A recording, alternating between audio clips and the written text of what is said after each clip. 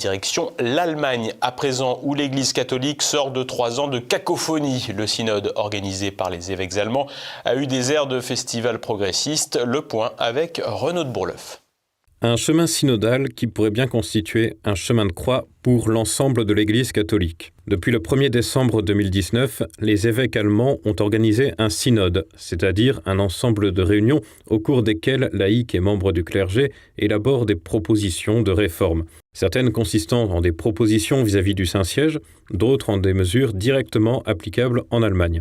Des propositions teintées de progressisme concernant notamment les homosexuels ou la place des femmes dans l'Église. La radicalité germanique est telle que l'inquiétude a même gagné Rome et la Curie, pourtant peu sensible en la matière. Mais malgré de nombreux rappels à l'ordre, les évêques allemands ont toujours continué dans leur démarche, comme le souligne le président de l'association Renaissance catholique, Jean-Pierre Maugendre. Ça fait quand même un certain nombre d'années où en fait des pratiques qui sont mises en place par l'Église d'Allemagne, le Saint-Siège fait des remarques, et puis ma foi il continue comme avant. Le meilleur exemple qui existe, c'est les bénédictions de couples homosexuels, qui sont devenus monnaie courante en Allemagne, pour lequel le Saint-Siège n'a pas donné son accord, mais bon, il continue, quoi. Après 3 ans de délibération, la dernière étape du synode allemand s'est tenue à Francfort, dans la Hesse, du 9 au 11 mars. Le résultat est au-delà des attentes. Le synode a voté à une très large majorité des textes ouvertement contraires à la doctrine de l'Église catholique. Les idées développées par l'Allemagne,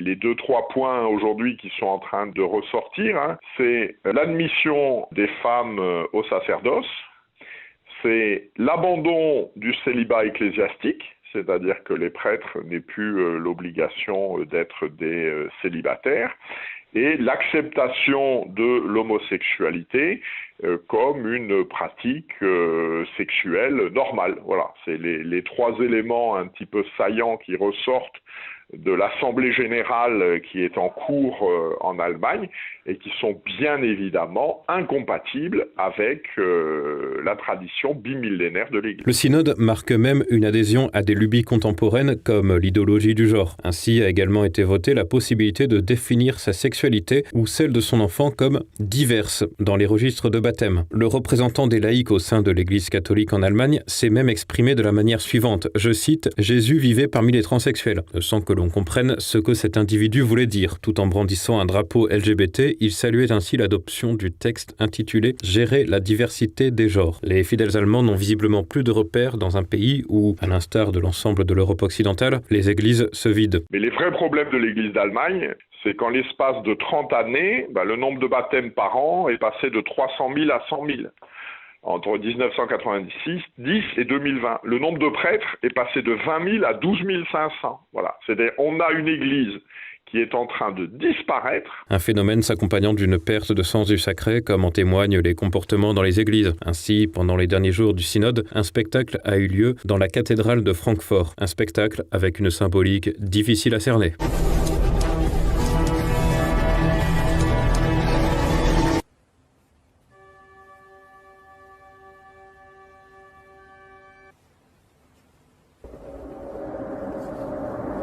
Cette chorégraphie avait pour enjeu de dénoncer la pédophilie. Tous ces personnages en noir étaient censés représenter les auteurs d'agressions sexuelles et la femme en blanc portait vers l'autel un enfant victime. Le message était inaudible et a suscité l'indignation sur les réseaux sociaux où beaucoup d'internautes ont dénoncé un rituel au relent sataniste. Ce qui choque particulièrement, c'est la mise en scène de ces danses très particulières à l'intérieur de la cathédrale, qui plus est devant l'autel. Un spectacle sidérant qui suit donc un synode non moins sidérant, en rupture totale avec l'Église catholique. Puisque traditionnellement, il y avait ce qu'on appelait l'Église enseignante, c'était le pape et les évêques.